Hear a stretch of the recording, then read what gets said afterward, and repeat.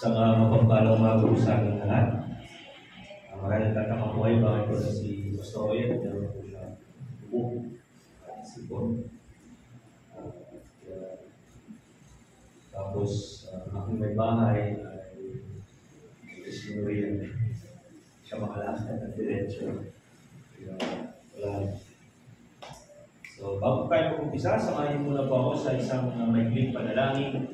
Kabilang Ama ng makapangyarihan sa lahat, maraming salamat po Diyos sa umagang ito. Maraming salamat Panginoon sa kalakasan sa isang bagong umaga Panginoon. Sa amin pong pagpapatuloy, aming dalangin ng Diyos sa iyong banal na Espiritu. Siya Panginoon, siya pumagitna sa aming Panginoon. Ang iyong banal na Espiritu ang siyang magsalita. Maipahayag Panginoon ang iyong mga salita at katotohanan ng buong namin. Hindi Panginoon, dalangin po sa lahat ng makikinig. Buksan niyo po ang ilang puso at isipan, Panginoon. At ikaw ang magbigay ng pangunawa sa kanila. Dalangin po namin ito sa lahat ng iglesia sa umagang ito sa pangalan ni Jesus. Amen. So,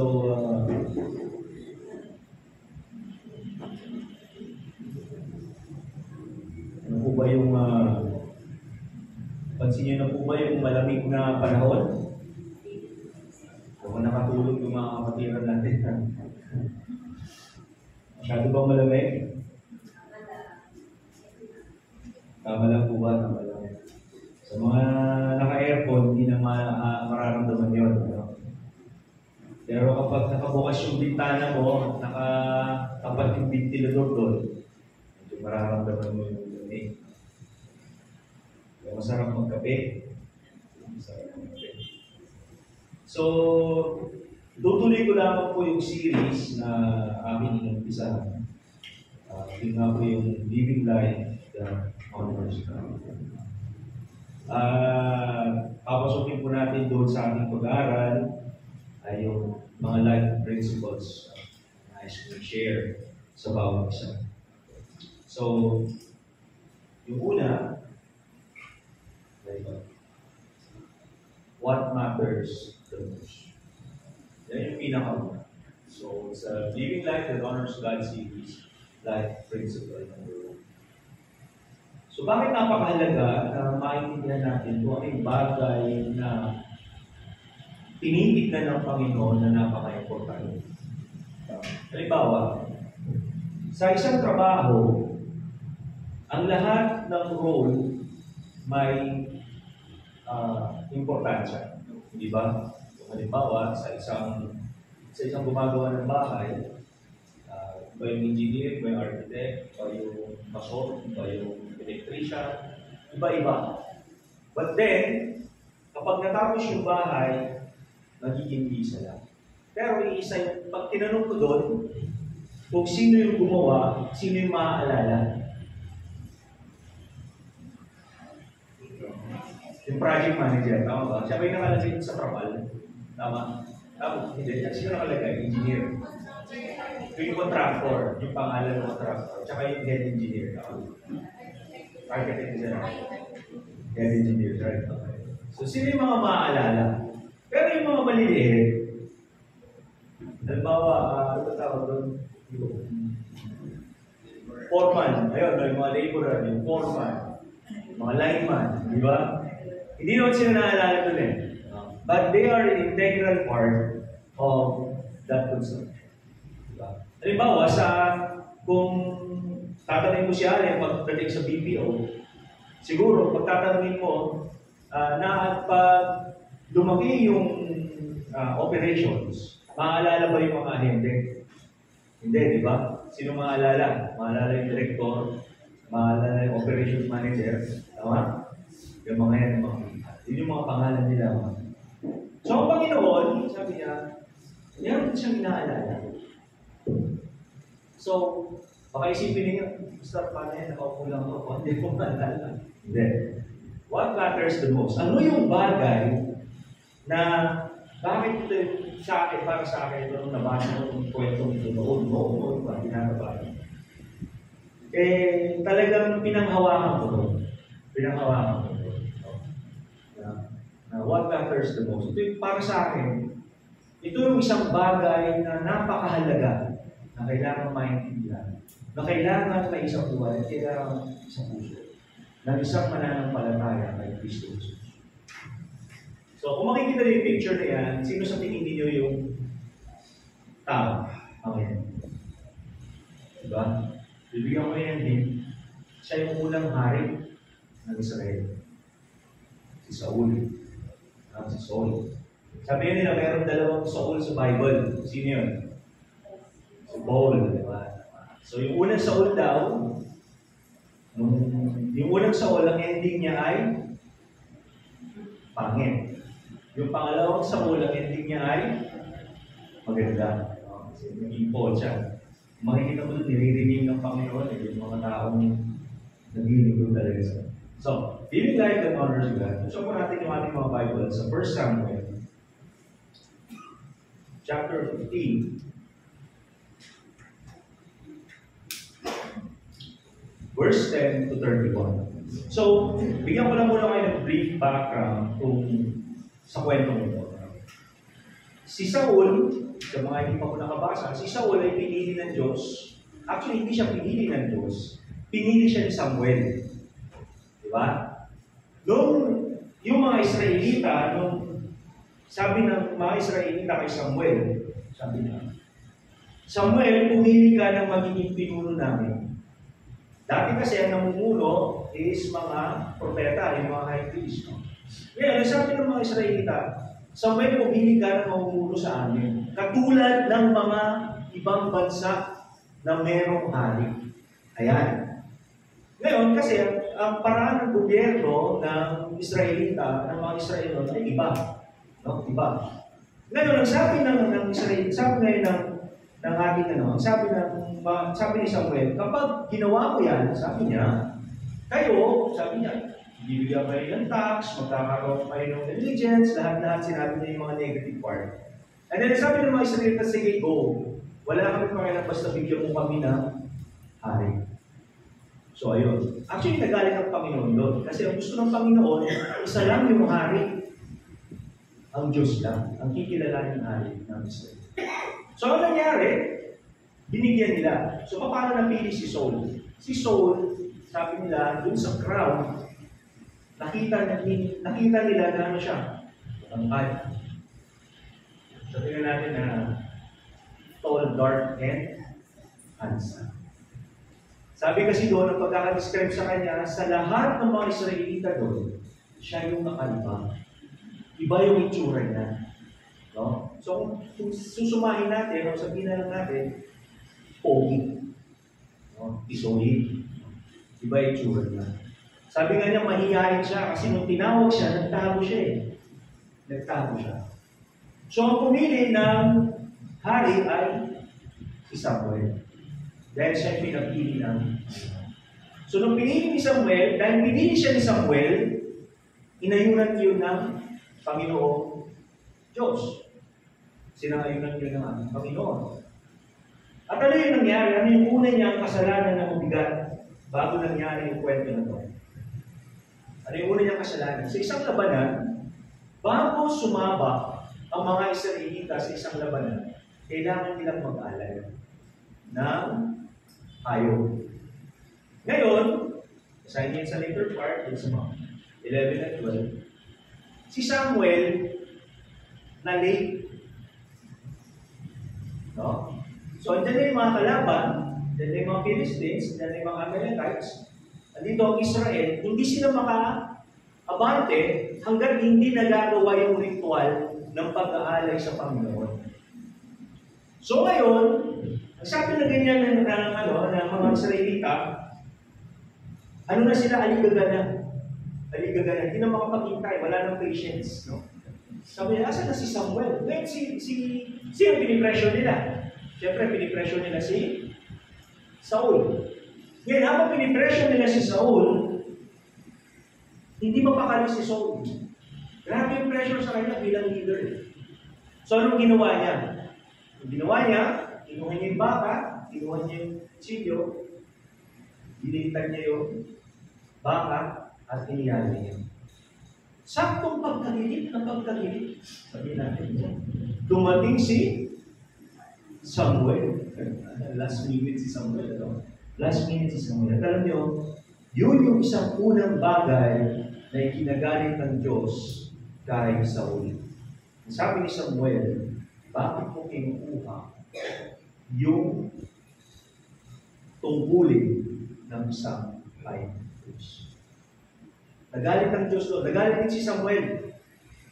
Bakit mo kinukuha yung tungkulin ng high priest na magkandak ng alay na kung saan ang naka-segregate na dapat gumawa nun ay ang high priest lamang o yung prophet.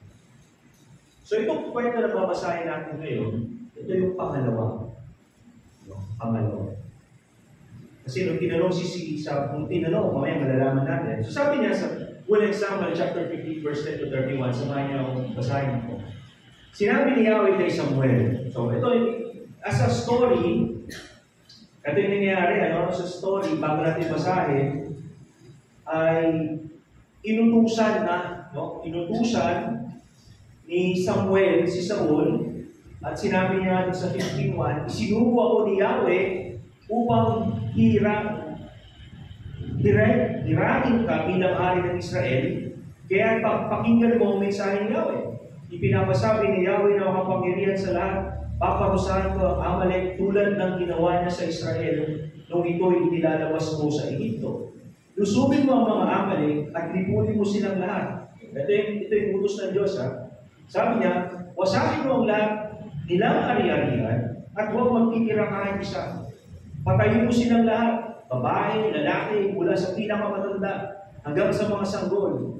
Patayin mo rin ang lahat ng mga baka, tupa, kamelyo at asno. So ibig sabihin dito, ang utos ng Panginoon noon sa kanya ay genocide sa panahon natin ngayon.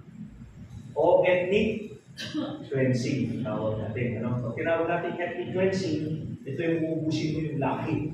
Walang matitira na kahit na anong-anino yung tribo yun. So, dahil doon, ang ginawa ni Saul ay pumunta siya. Bakit? Tinipon niya yung mga kanyang tropa, tinipon niya lahat. At dahil ang nagutos ay ang Panginoon, sigurado yung tagumpay. So, nagtagumpay ang ating hari. So, nung nagtagumpay ang ating hari, si Samuel, nagpapahinga at natutulog, nangusap ang Panginoon, at ito yung sabi niya. Nanghihinayang ako sa pagkapili ko kay Saul bilang hari sapagkat tinaliburan niya ako at sinuway ang aking mga utos. Nagalit si Samuel at magdamag siya na nalangin kay Yahweh. So for a certain period of time, sa kapaanong kaparaanan, marahil sa panaginip, ay nagpahayag ng dissatisfaction ang ating Panginoon Jesus doon sa pinili ni Samuel. At dahil dito, si Samuel, bilang isang responsable propeta, galit na galit siya. Kasi hindi niya maintindihan bakit. Bakit nangyari na ang pagkakasabi sa kanya ng Panginoon ay nanghihinayang siya dahil tinalimuran na siya at sinuway yung utos. So, verse 12,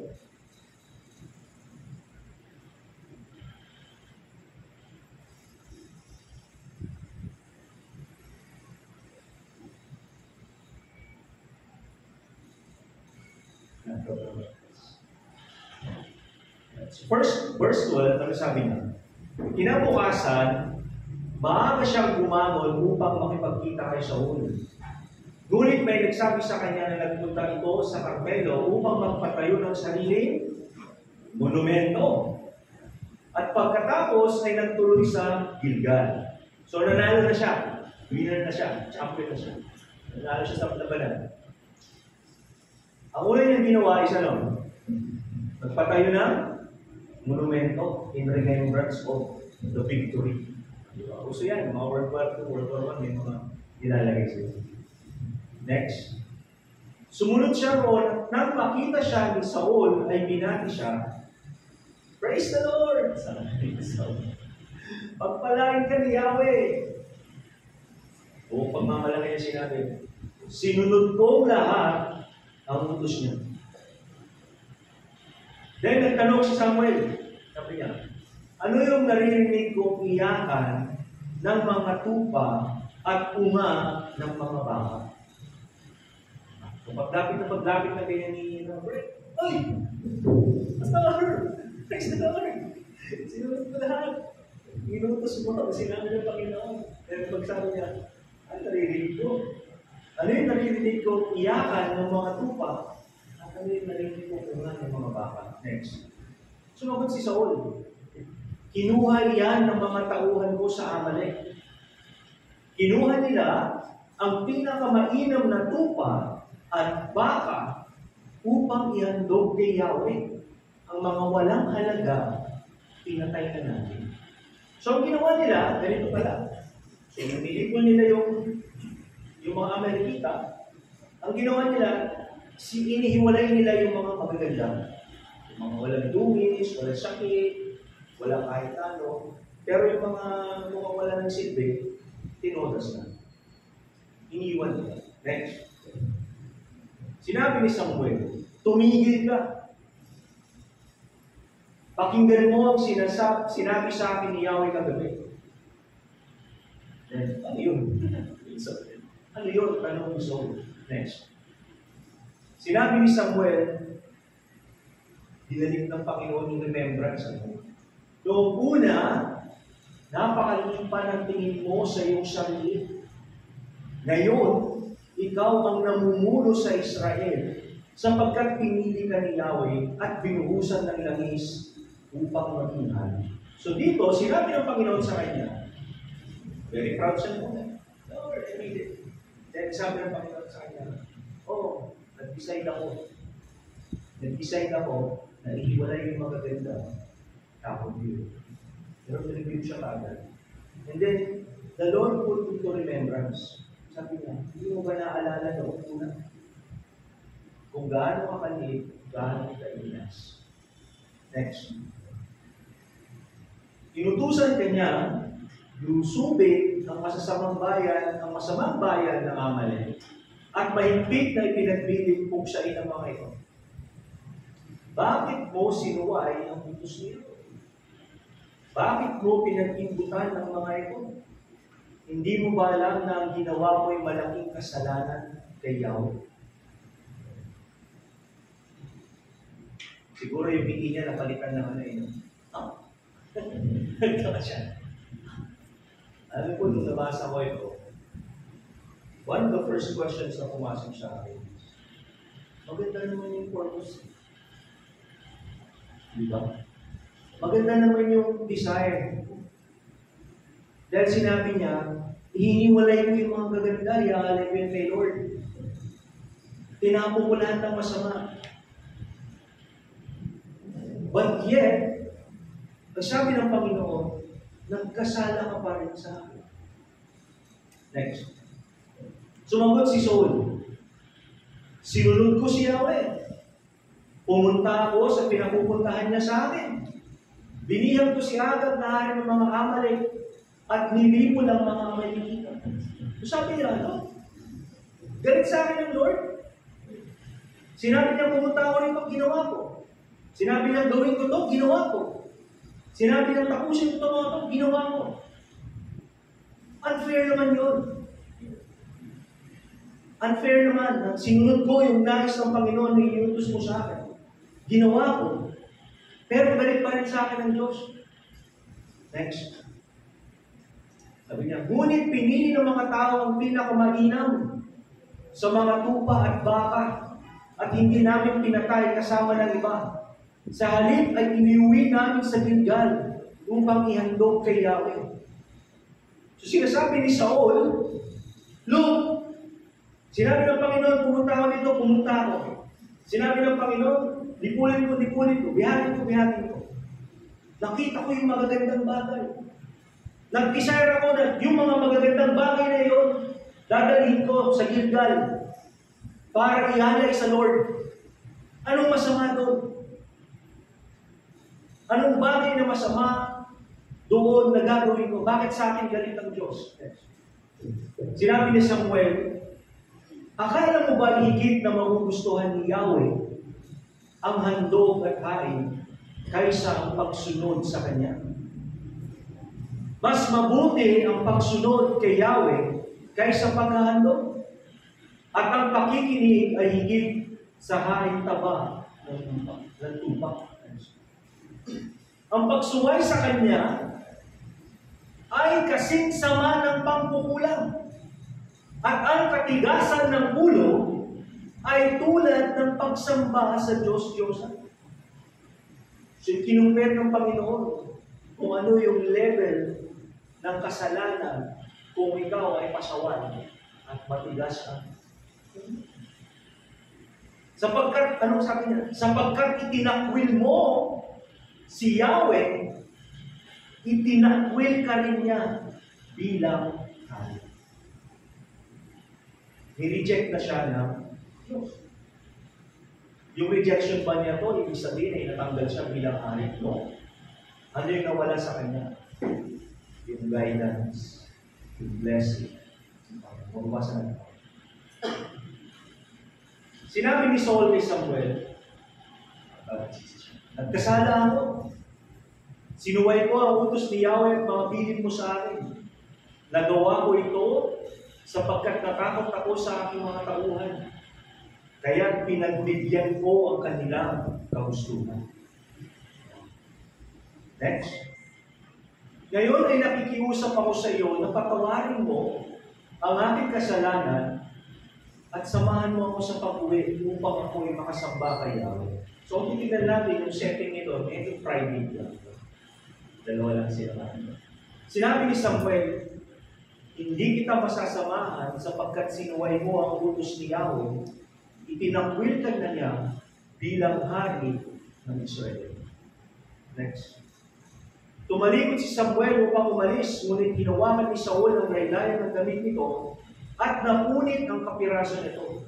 Sinabi ni Samuel kay Saul, sa araw na ito, tinanggal na sa iyo ni Yahweh ang pagiging hari ng Israel at ibinigay na ito sa isang tao mas mabuti kaysa iyo. Next. Ang maluwalhating Diyos ng Israel ay hindi nagsisinungaling at hindi nagbabago ang pag-iisip. Hindi siya tulad ng tao na nagbabago ng pag-iisip. Next. Sumagot si Saul, nagkasala nga ako. Ngunit sa pagkakataong ito, ipinapakiusap sa iyo. Bigyan mo ako ng kahit konting karangalan sa harapan ng matatandang pinuno at ng buong bayan sa iyo. Samahan mo ako upang bumalik, upang sumamba kay Yahweh na iyong Diyos. So, hindi niya na Diyos, na iyong Diyos. Sumama si Samuel at si Saul naman ay sumamba. So, kung makikita natin, dun sa kwento, ngayon, second time na nagkamali si Samuel, si Saul, sa isang bagay na direktang iniutos na ating Panginoon.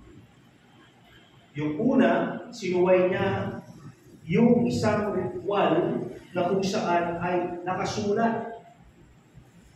Itong pangalawa ay pinutusan siya mismo ng Diyos na gawin yung bagay na dapat mangyari doon sa mga Amalekitan. Bakit po ba ano bang ginawang kasalanan ng mga Amalekitan? So, ganito yan. Kung naalala yung binasa ko sa unang verse ng Samuel, nung paglabas ng mga Israelita sa Egypto, yung mga malalakas, syempre sila yung mga nauna. Tama?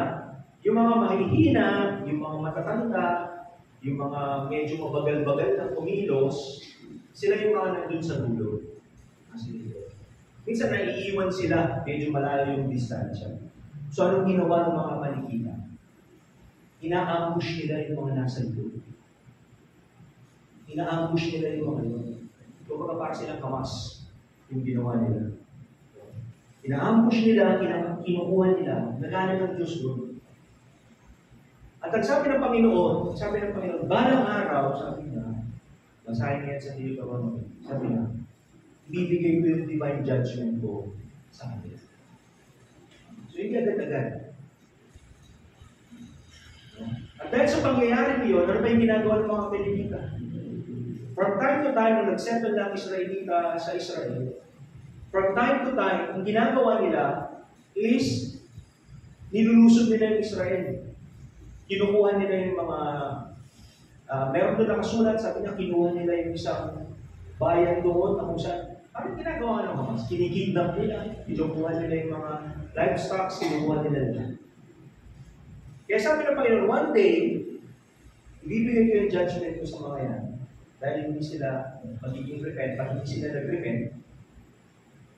At yung araw na yun dumating sa panahon ni Saul. So ang iniutos ng Diyos sa kanya is actually to put that divine judgment into hand na mangyayari. Ikaw yung instrumento ko para maibigay yung divine judgment. Pero anong nangyari? Anong ginawa niya? So, maganda yung purpose, hindi. Yung inihiwalay niya.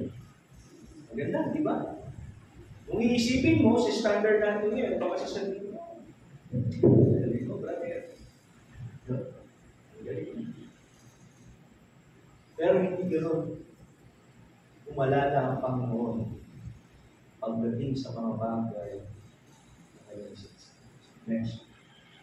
So ayan, sabi niya, what matters to me? Ano yung bagay na hinahanap ng Panginoon yung napakahalaga nilais natin mabuhay na nagbibigay ng pagsamba, pagkakiyas. That principle of obedience is better than sacrifice. Obedience is better than sacrifice. Ang pagsunod ay higit na mas mahalaga kaysa sa kahit na anong sakripisyo na magagawa. So number one, obedience is more important than any ritual. Maraming beses yun ang narinig. Paulit-ulit na rin. Na kahit nandito kayo sa church, if there's no obedience, yung pagpunta nyo rito is more of a ritual. Kung walang pagsunod, ritual lang ang lahat. Nakasanayan mo na eh. Yung iba nga, hindi pa rin nakasanayan, talagang Kristiyan. Di ba? Pero, obedience, sabi niya, is more important than any ritual. Bakit? Sabi na rito, next one. Sorry. Pinili ng mga tao ang pinakamalinam ng mga tupa at baka at hindi namin pinatay. Sa halip ay inuwi namin sa Gilgal upang ihandog nila. Ang naisip ng mga taong Israelita, ng mga Israelita is what? Offering. Lord, mag-offer ako. I will give the best sa iyo. Without knowing or understanding na what the Lord requires is not your sacrifice, but your obedience. Yung pagsunod mo is what matters the most. Hindi mahalaga kung maganda yung purpose mo. If it goes against the will of the Lord, yung kanyang sinabi, then it is nothing. Kahit gaano pa kaganda yung planong iyan, kahit gaano pa kasolid, kahit gaano pa pag tinignan mo, it's like very perfect, very spiritual. If it doesn't align doon sa will ng Panginoon, it doesn't count. Kahit sa ministry, if we are disobedient, kahit gaano pa ka-active sa ministry, sabihin natin, Sister Rose, Sister Marilyn, palagi na kasama mo yan sa gawain. Kausap ko kamo, Sister Marilyn, sabi nga, pinagpaplanuhan namin. After 3 months natin dito sa Binangonan, we have to go house to house. Dahil sa dami ng bahay. Kahit gaano siya ka-aktibo, Kahit gaano niya ako samahan, if she is living a disobedient life, baliwala yun. Why? Kasi God does not look what you can sacrifice. Hindi mo mapapantayan yung sakripisyo ng Diyos. Pinako siya sa krus eh.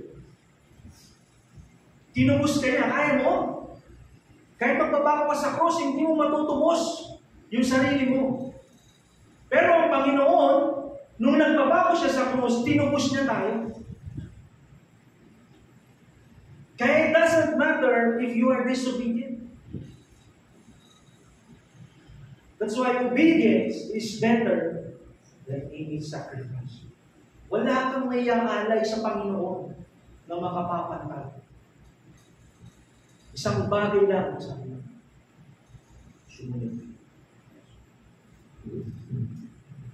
Sabi niya sa Awit, chapter 40, verse 6 to 8, ang mga pang-alay, pati mga handog, at ang mga hayop na handang sunugin, hindi mo na ibig sa dambana dalhin. Handog na sinusunog at mga kaloob, hindi mo na naisip upang salay iyong patawarin. This is David, nung nagkasala siya. Sa halip, sabi niya, ang iyong kaloob sa akin ay pandinig ko upang ikay ibig. Next. Kaya ang tugon ko, ako'y naririto. Nasa kautusan mo ang mga turo mo. Ang nais kong sundin iyong kalooban, aking itatago sa puso. Si David, nung nagkasala siya, hindi niya inisip na mag-alay ng sin of the day. Marahil ginawa niya dahil sa ritual. Pero isang bagay yung ginawa niya at naiintindihan niya. Sabi niya, Lord, hindi mo pala ito kailangan. Ang hinahanap mo na totoong alay, sabi niya, ay yung malaman ko kung ano yung kautusan, ano yung mga turo mo. Sundin ko yung kalooban mo. At higit sa lahat, itago ko sa puso ko yung mga alay. Bakit? Dahil kapag tinatago ninyo yan sa puso ninyo, 99.9%, bawasan natin. Para hindi naman masyadong. Gawin na natin para may isopropyl alcohol, 70%. 70% yung chance ninyo na hindi nyo masusuway yung nabis na. Sabi niya sa Hosea chapter 6 verse 6, sapagkat wagas na pag-ibig ang nais ko at hindi handog, pagkilala sa Diyos sa halip na handog na sinusunod. Sabi niyo, nakakalungkot. Kung minsan nakakalungkot, maraming Kristiyano, nais maglingkod sa Panginoon. Maraming tao, huwag Kristiyano kasi kung Kristiyano, maraming tao ang nais maglingkod sa Panginoon. Maraming tao ang nais maligtas. So, ang ginagawa nila, naghahain sila. Ano yung hinahain nila? Yung mabuting gawa nila. Pero hindi nila kinikilala ang Diyos. Para sa kanila, yung mga bagay na ginagawa nila, ang magbibigay ng merit sa kanila, papunta sa Number 2. Partial obedience is disobedience.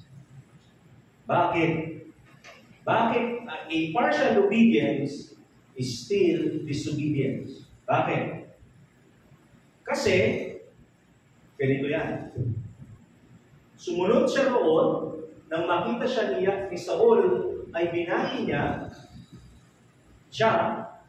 Praise the Lord! Peace bomb tayo. Bakit? Kasi nagawa ko yung sinabi ng ating Panginoon. There's a question. Naririnig. Kinuha yan ng mga tauhan ko sa akin. Ginawa ko yung mga yan. Balikan natin, sabi niya, pinili ko lang yung maganda, walay ko lang ng pangit, itinapo ko yung pangit, pinili ko yung bago kasi gusto ko yung bigay. Bless naman, brother. Then sabi niya, eto yung sabi. Ano yung ini-use? Sabi ng verse 8, inutusan ka niya, lusubin, ginawa niya yun. Tama? Ginawa niya yung paglusog. At mahigpit, yun yung word nila sa Tagalog. Mahigpit. Ibig sabihin, pinoint out ng Diyos, ito yung gagawin niya. Ano yung gagawin niya? Buksain.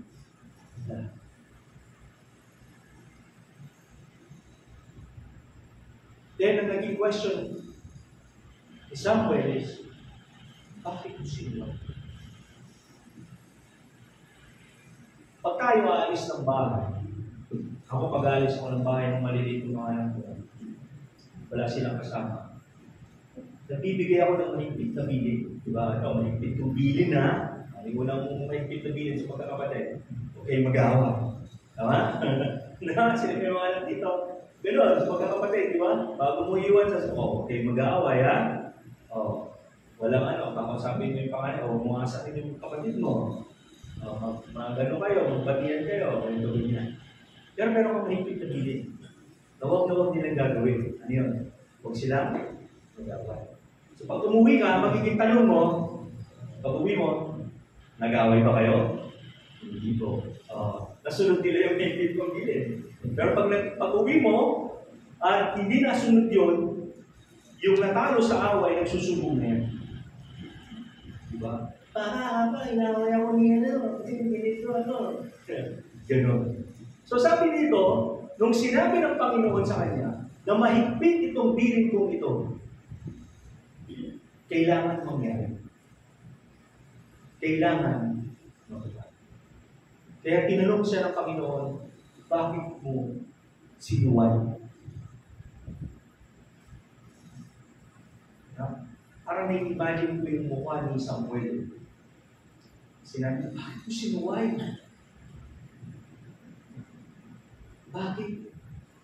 Bakit mo pinagnibutan yung mga yan? Bakit mo inisip na yung mga bagay na iyan nakapagbibigay ng kaluguran sa Panginoon? Hindi mo ba alam na ginawa mo yung napakalaking kasalanan? Next.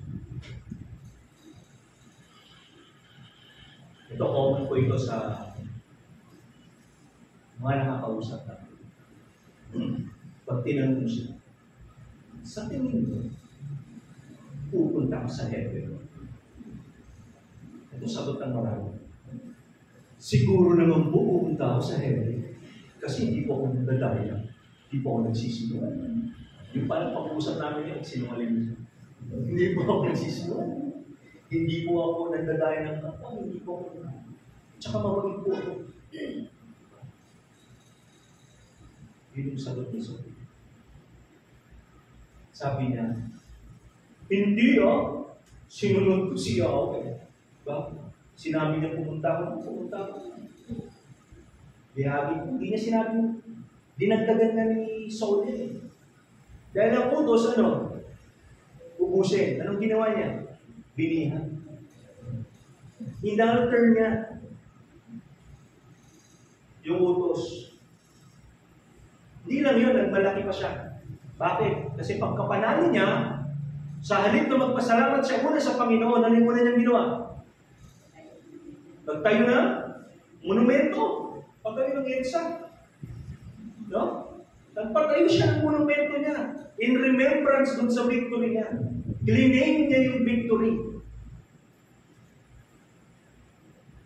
No? So, binihan ko si Agag na hari ng Amalek at hindi ko lang mga Amalekitas.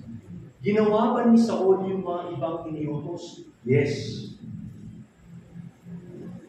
Pero para sa Panginoon, masama pa rin din. Kaya nagrarason si Samuel dyan eh. Oh, teka Lord, napaka-unfair naman yung judgment. Next. Ngunit pinili ng mga taong pinakaunay. Next mo na. Ano sabi niya?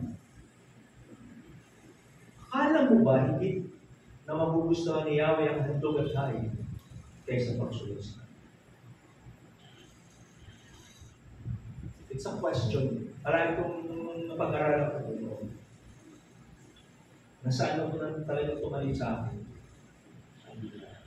Ano ba yung bagay talaga na nakakalungkot sa akin? Kaya kung titignan niyo po yung Facebook ko nakalagay. Obedience is better than sacrifice. Kasi talagang fundamental. Fundamentals na ito. Nung napag-aralan ko ito, natutunan ko siya.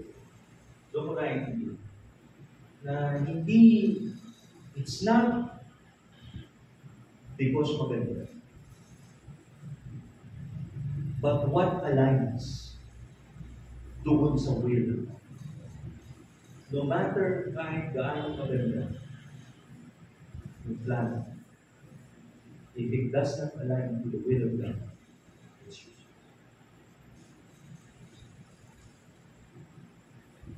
Ito, binigyan ko ito lang ng point. Kasi sabi niya, yung pagsuway daw,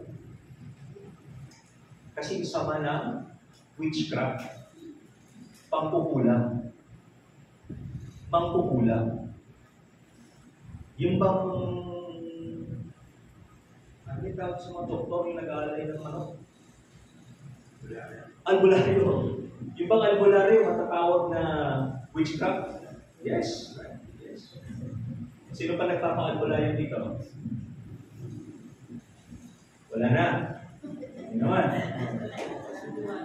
Baka maya-maya may mag-imagine, Pastor, meron ka pang alam na itim naman ako na itim ang paalam-lahat. Bakit? Kasi mistake ako eh. Kailangan ko hindi gano'n na. Wala na akong nagpapa-albularyo dito. Okay? Yung katigasan daw ng ulo ay katulad ng pagsamba sa Diyos-Diyos. Bakit kaya? Bakit kaya inahalin tulad ng Diyos na yung katigasan ng ulo ay pagsamba sa Diyos-Diyos? Alam ko ninyo, pag matigas ang ulo, anong ginagawa? Pag matigas yung ulo ng bata, sabihin natin yung maliit na bata, ano yung ginagawa niya? Di sumusunod, ano ba? Ginagawa lang niya yung bagay na gusto niya. Meron ba siyang ibang narinig? Wala. Sinong amo niya? Sarili niya. Kaya sabi ng Panginoon dyan, ang katigasan ng ulo ay tulad ng pagsamba sa Diyos-Diyos. Bakit? Dahil ang Diyos mo ay sino? Sana. Ang Diyos mo ay sino? Dahil matigas ang ulo. Sabi niya, sapagkat itinakwil mo ang salita ni Yahweh. Dahil sa pagsaway mo at nakatigasan ng ulo, tinatakwil na rin kita. Pinakamabigat na marinig mo yan sa lahat. Na itinakwil ka ng Diyos ang pinagpili. Sakit niya. Kaya ang sabi ko, sinunod ko naman eh. Yun nga lang, hindi lang. Yes. Sabi niya sa Lucas 6:46. Jesus Christ na nagsasalita. Bakit ninyo ako tinatawag ng Panginoon? Gayong hindi naman ninyo tinutupad ang sinasabi. Diba? Bakit mo tatawag Lord kung hindi naman ginagawa kung ano yung sinasabi? Ano na? Kaya nga sabi niya sa Lucas sa Matthew, di ba? Sabi na, pagdating ng araw na iyon, maraming magsasabi, Panginoon, kami yung mga ano. Sasabihin ng Lord, who you? Sino kayo? Sino ka? Hindi mo kayo kilala. Nakakalungkot ko yun. No? Nakakalungkot ko yun. Siguro maraming beses na narinig sa akin ito. Marami ito, lalo na pag lahan na kayo, ni-minister ako ng salvation. Palagi kong tinatanong, kilala niyo ba si mga kabataan na kahapon, tinatanggap namin sila kahapon. Tumanggap naman sila. Sabi ko, okay, tatay ko. Totoo po. Totoo naman sila. Sabi ko nga, sa naging unang tanong ko sa kanila nung una, kilala niyo ba si Pacquiao? Narinig niyo sa akin. Sabi niya, ako kilala namin si Pacquiao. Kilala niyo ba yung presidente natin? Ako, kilala namin yung presidente natin. Si PBBM, si Marcos. Ang tanong ko, kilala niyo ba? Kilala ba nila kayo? Hindi po. Ganun din sa Panginoon. Kilala niyo si Kristo? Pero ang tanong, kilala mo ba? Para sabihin ng Panginoon sa iyo na itinakwil ka na niya, ay para na niyang sinabi na pinalalutan. Sabi nga ni David, ay hindi ko pala ito na-preach dito, yung tungkol sa Book of Life. Nung nag-preach ako about Book of Life, sabi ni David, Panginoon, sabi niya, huwag mong burahin yung pangalan ko sa aklan ng hawakan. Kaya kung para sabihin sa'yo na po yung itinakwil ka niya, nakakasakit. Pero anong tatandaan niyo? Hindi ang Panginoon ang unang nagtakwil. Ikaw. Pasaway ka eh. Matigas pa ang ulo. Di sino unang nagtakwil? Ikaw. Kaya kung anumang bagay ang dadanasin mo, consequence ng decision. Next. Number 3. Fear of man leads to disobedience. Takot ka sa tao. Takot kang makasakit. Alam niyo kung bakit maraming propeta noon ang galit na galit ang Israelita sa mga propeta noon. Alam niyo kung bakit? Kasi palagi nila sinasabi yung masasakit. Naalala niyo yung isang hari noon? No? Nung makikigera sila, si Josaphat. Nag-combine sila, si Judah at yung Israel. Then sabi nila, bago tayo pumunta sa laban, tawagin mo muna lang ng mga propeta para malaman natin kung rin nais ng Lord. Dumating yung mga propeta, sabi nila, we declare victory. We declare victory. You will be victorious, King. Mananalo ka. Nasa sa'yo, Panginoon, lahat na. Tayo si Diyos ng pagkagay na sabi na, wait. Meron pa bang ibang prophet? Bakit? Kasi maraming propeta ang takot dun sa hari. Kaya ang sinasabi nila, yung gustong marinig. Kaya kung may mangangaral, takot sa kongregasyon niya. Sasabihin din lang niya yung nais marinig ng kongregasyon. Yan, ano sabi ni Diyos sa kapag? Tumawag ka na ng iba. Sabi ni Diyos, sabi ng hari, meron akong ibang isang alam. Pero, ito problema.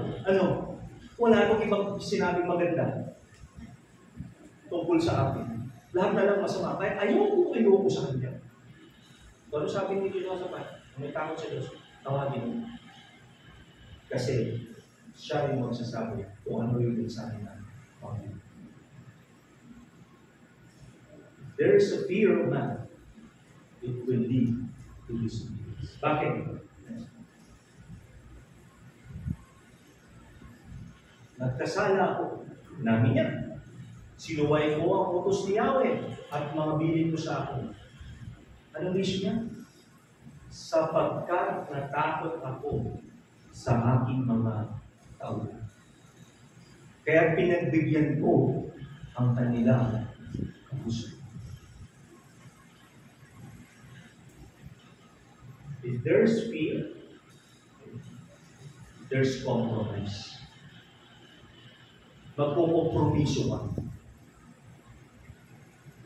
ang gagawin mo is that instead of telling the truth, acting the truth, gagawa ka ngayon ng desisyon na magpukompromiso pa sa katotohanan. And the moment you compromise is the moment you disobey. Kaya si Saul, bagaman nalalaman niya kung ano yung nais ng Panginoon, specifically, sabi niya, may takot sa mga tao. Baka mag-rebelde. Sa panahon natin ngayon, natakot ako sa mga tao, sa mga churches, sa mga members. Bakit? Kasi baka umalis sa church. Go. Go.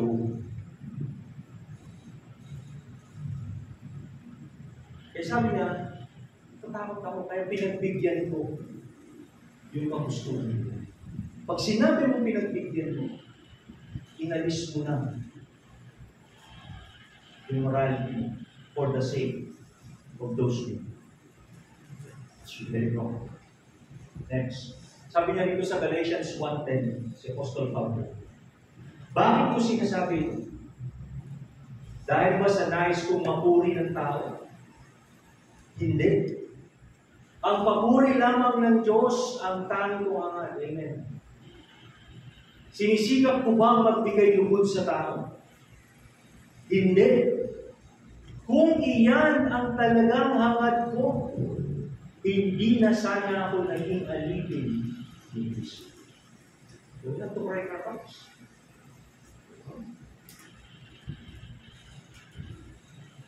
Kung yung ating ginagawa ba is for us to be accepted, be praised ng tao, then you have the wrong heart. You are working in disobedience. Kaya sabi ni Pablo, ano bang hinahanap ko? Hinahanap ko na sabihin ng ibang tao na napakagaling ko. Kaya kung, sabi ni Pablo, kaya kong maging isa akong apostol. Sabi niya, isa lang yung hinahanap niya. Ano yun? Yung makilala siya ng Panginoon that one day, sasabihin ng Panginoon sa kanya, my good and faithful servant. Walang ibang papuri na makapapantay doon pag sinabi sa iyo.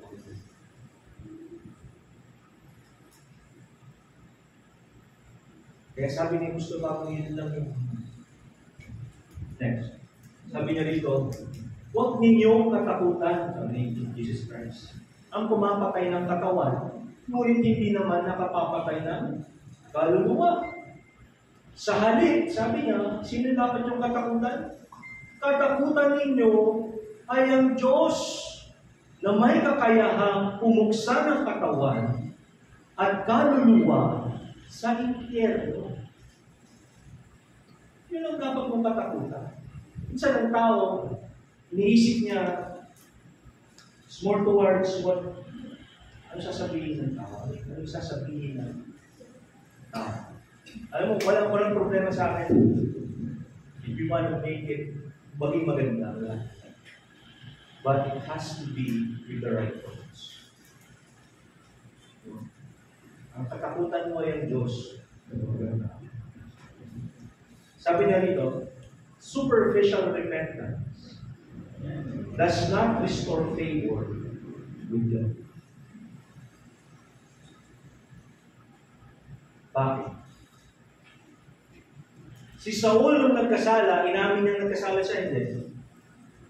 Inamin niya, di ba? Nagkasala po ako. In-acknowledge niya na yung kanyang ginawa ay mali. In-acknowledge niya na yung kanyang di pagsunod ay nagawa niya talaga. But then it becomes superficial. Why? Basahin natin. Next. Sabi niya, verse 25. Ngayon, sabi niya, nakikiusap ako sa iyo na patawarin mo na ang aking kasalanan. Iusap siya kay Samuel. Then may second siyang request. Samahan mo ako sa pag-uwi upang ako'y makasamba kay Yahweh. O sasabihin natin, pag pinasa natin yan, sasabihin natin, okay naman na. Di ba? Para naman, sabi na teka, nagsusorry na ako, mag-church na ulit ako. Parang gano'n yung sabi niya. So sabi ni Samuel, hindi kita masasama. Dahil sinuway mo na yung utos niya, itinakwil ka na yan. Bakit naging superficial yan? Baba mo na. Sorry. Thank you. Sabi niya, samahan mo nga ako sa pagbuo. Anong ibig sabihin? Kung maalala niyo yung sinabi niya doon sa dulo, samahan mo kung para meron pang natitirang hiya sa akin, pagharap ko sa mga matatanda ng Israel.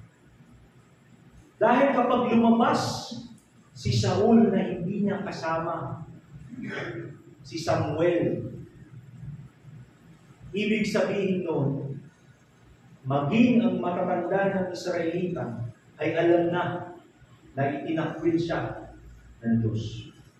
So ano yung nangyari sa kanya? Hindi niya pinagsisisihan na nakagawa siya ng mali. Kasi para nga sa kanya, ginawa naman niya yung iba eh. Ang pinagsisisihan niya ngayon, yung resulta. Ano yung resulta? Maaaring maalis siya. Alisin siya ng mga matatanda ng Israel bilang natin. Kaya sabi niya, samahan mo ako. Kailangan maipakita ko sa lahat na nandyan pa rin ikaw sa tabi ko. Kasi yun yung nagpapatunay na nandun pa rin yung biyaya ng Diyos sa kanya. Pero ilang beses nun ni Samuel, hindi. Kasi itinakwil ka na ng Diyos. Sinuway mo, tinakwil ka na ng Diyos. So para sa kanya, self-preservation na. Mamaya makikita niyo ba? Minsan nung napag-aralan namin about repentance, gawa ko kung saan, sa amin mo. Nababig ko na rin natin ito. Maraming tao ang totoong hindi nagsisisi. Hindi talaga repentant. Kasi, ang pinagsisisihan, yung consequence. Sabihin natin sa magnanakaw. Alam mo, pinasok itong church. Ano tayo dami? Nanakawin. Pinili nakawin isang upuan. Dinangkas yung, aircon. Malaki. Nag-ipit, dinahuli. Diba? Kung pakausapin mo yun, bakit na nagnakaw? Sisisi na po ako na nagnakaw, hindi na po ako nagnakaw. Pero ang totoo, hindi niya pinagsisisihan na siya nagnakaw. Ang pinagsisisihan niya, bakit siya dumanggi? Bakit siya nahuli? Ang hinahanap ng Panginoon kasi, yung meron kang remorse doon sa ginawa mo, hindi doon sa resulta ng nagawa mo. Napakaraming Kristiyano na nagsisisi sila. Kaya minsan makikita niyo, maraming Kristiyano yung paulit-ulit, pabalik-balik. Maraming Kristiyano yung nandun na palagi kasi hindi naman talaga totoong nagsisi. Pinagsisisihan nila nung nagkaroon ng resulta. Pero kung hindi sila nahuli o walang ganun negatibong resulta, tuloy-tuloy lang sila. Gagawin lang nila ulit. Dahil kapag nandun na sila ulit sa putik, sasabihin, tinusubok ako ni Lord, hindi kasi sinusubok ni Lord.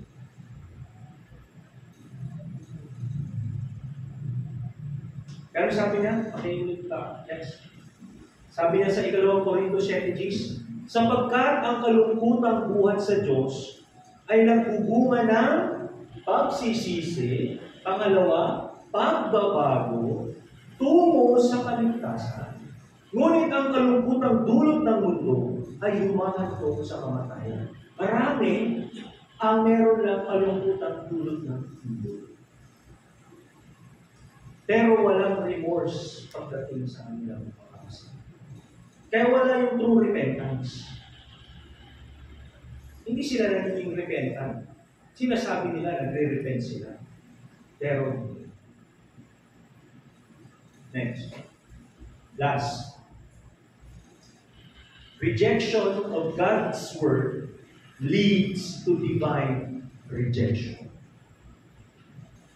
Rejection of God's word leads to divine rejection.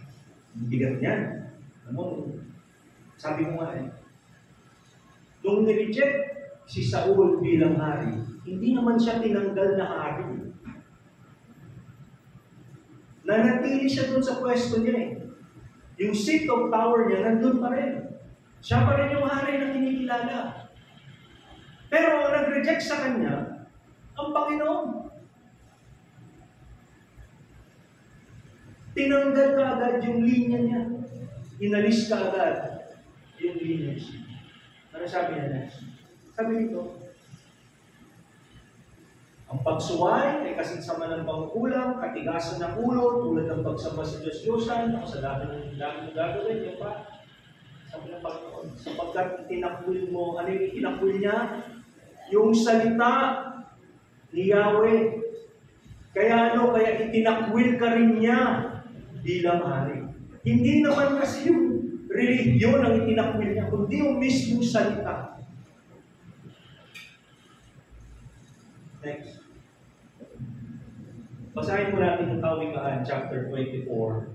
Chapter 1, verse 24 to 28. Sabi niya, patuloy nga itong mga panawagan ko sa inyo. Ngunit, hindi ninyo pansin pati mga saway mo. Winalang bahala nyo ang aking mga payo. Ayaw ninyong bigyang pansin. Paalala ko sa inyo. Dahil dito, kayo'y aking tatawanan. Kapag kayo'y napahamak, nasadlak sa kabuluhan.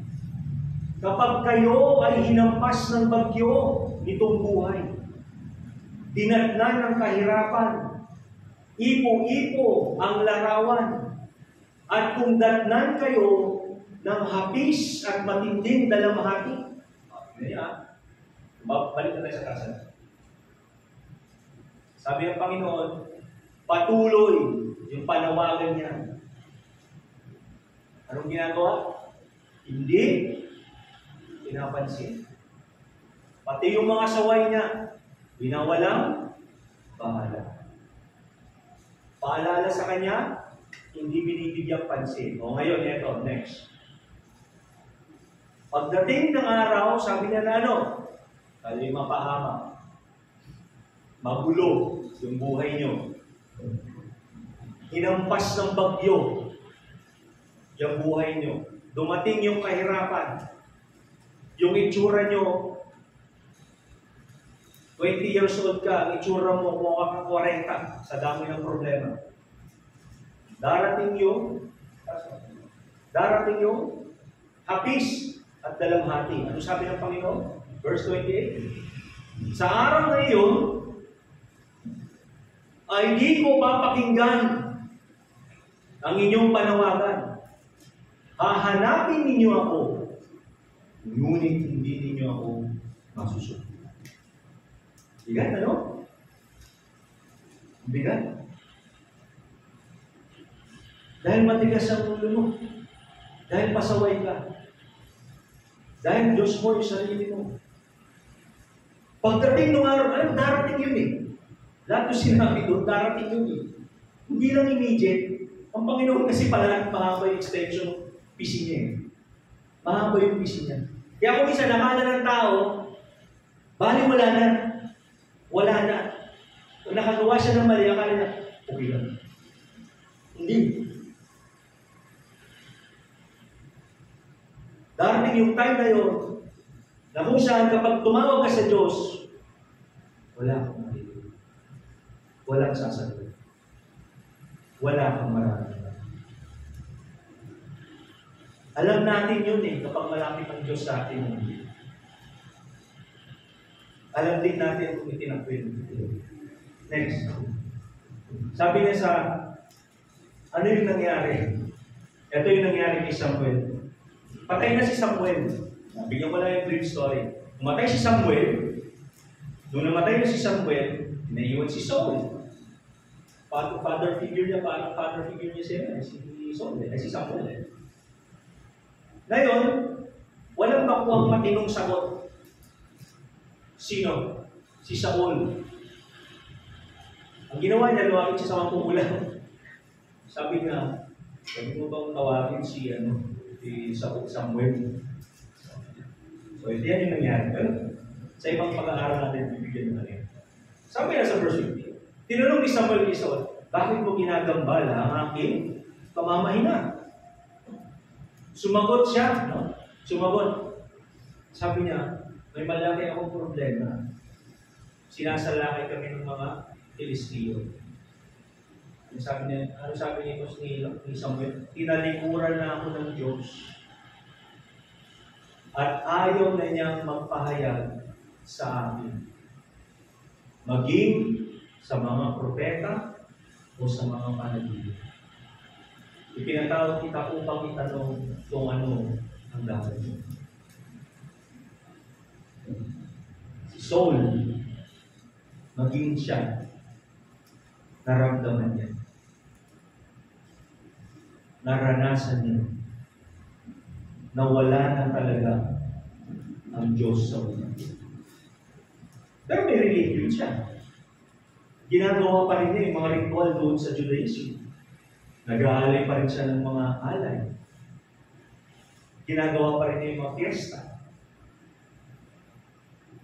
Ang nakakalungkot dito, sabi niya, wala nang magpahayag sa akin, propeta man o panaginip. Alam niya na yung Espiritu ng Diyos na dating meron ay wala na. Kaya sabi niya, do not quench the Spirit. Nakakalungkot, ano? Kasi from Saul to failure, to isa naman, from Saul to Paul, pero success. Kaya ano sabi niya dito? Paligan natin, yung 5. No.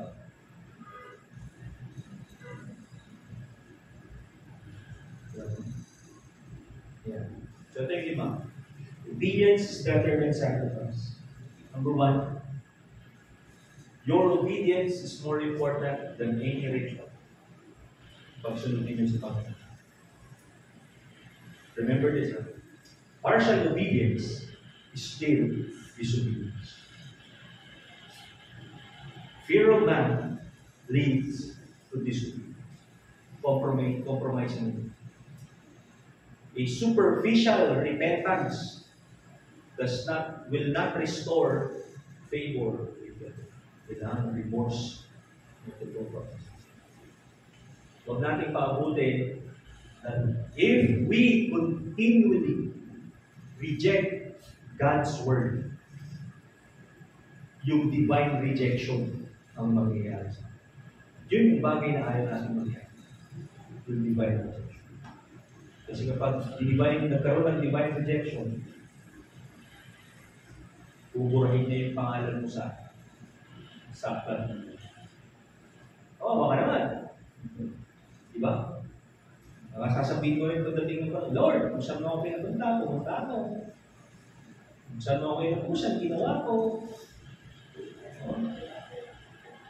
Nag-sacrifice ko ako ng marami. Ang dami kong ginawa. Pray ako ng pray. Ginawa ko ng ito. Pero, if you're thinking much of your sacrifice, do not count. Huwag kang magbilang. Just obey. Let the Lord reward you. Amen? Amen. Sumahan niyo po ako sa panalangin. Dakilang Ama ng makapangyarihan sa lahat. Maraming salamat, O Diyos. Maraming salamat, Panginoon. Nawa, Panginoon, ang bawat isa ay nakaunawa na nais mong ipagawa sa amin. Ito, Panginoon, ay sumunod. Sumunod. Wala kaming magagawa, Panginoon. Kung wala ka, wala kaming mararating. Kung hindi ka, wala kaming tagumpay maliban na sa iyo. Kaya Panginoon, sa iyo lamang nararapat ng lahat ng patuloy sa pangalan ni Jesus.